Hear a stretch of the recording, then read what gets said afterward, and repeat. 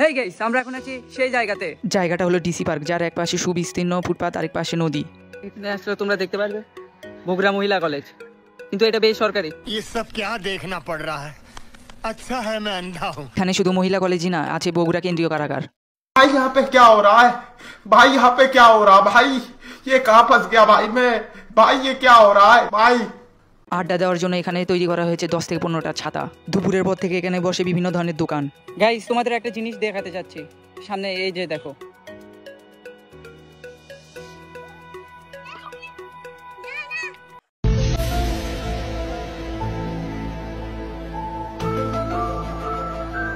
Actually guys, আমি জানি ভিডিওটা অনেক ছোট হয়ে গেল।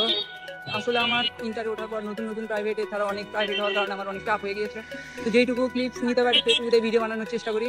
তো আজকে ভিডিও এই পর্যন্ত। সবাই লাইক, সাবস্ক্রাইব এবং চ্যানেলটাকে ফলো করে দেবেন, ভিডিওটাকে শেয়ার করে দিতে একদমই ভুলো না। Thank you.